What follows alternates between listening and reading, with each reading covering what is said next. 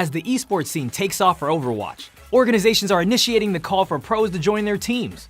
As more tournaments with larger prize pools rise, the world's finest band together to test their mettle. With some of the most unique and colorful heroes to choose from, Overwatch has the right cast and mechanics to appeal to every style of player. So who are these pros and which heroes fill their arsenal? Without further ado, here are 5 of the best pros you need to keep your crosshairs on.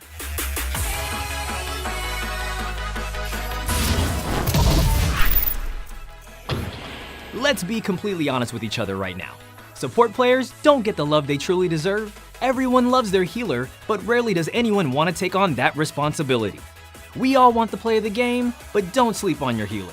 Cloud9's Adam is arguably one of the top support players in the competitive scene right now. Calm and collected, Adam understands the importance of hanging back while providing the healing and buff support to move his team and the payload forward. Constantly moving, his Mercy remains an incredibly difficult target to hit while tracking the health and positions of his teammates. Knowing when to switch to a more offensive stance allows this support player for Cloud9 to rack up eliminations by applying pressure and traps through the right choke points, the sign of a calculating, patient, and mature player. If you're old enough to remember the cartoon Tailspin, then you understand how appropriate the envious player's name is. Tailspin controls the skies with his dominating Pharah. Using the hero's altitude to apply pressure and creating mass confusion is just one trick of the trade for Tailspin. Just try and watch this guy in action and you will realize that his plays are nothing less than impressive.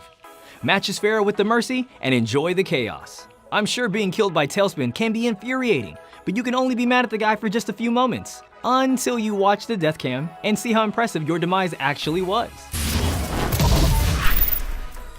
Widowmakers are the players that I fear the most. And C9's Reaver doesn't help with my sniper phobia. The timing and accuracy of this guy is unrivaled and not to be taken lightly in the pro scene. If you think a sniper's perch is required for a Reaver to one-shot his opponents, you're dead wrong. Then most likely you're just dead after that. Reaver can headshot his opponents from any position, whether it's ground level or in the air. I see many trick shots from this guy in the future. Now, what you need to understand from Reaver is that a round from his Widow's Kiss can come from any direction. Not many are willing to place the words Widowmaker and flank in the same sentence, but Reaver will have you at a loss of words. Okay, this guy is a beast. Coming from a Half-Life and TF2 background, the Luminosity player generally focuses on DPS heroes in the tournament scene. So, the last thing you want to do is to run into his Genji or Junkrat while defending the objective. Rated as one of the best Genjis to date, not many can hang with his insanely accurate and aggressive playstyle. 1v teams generally are not much of a worry to him.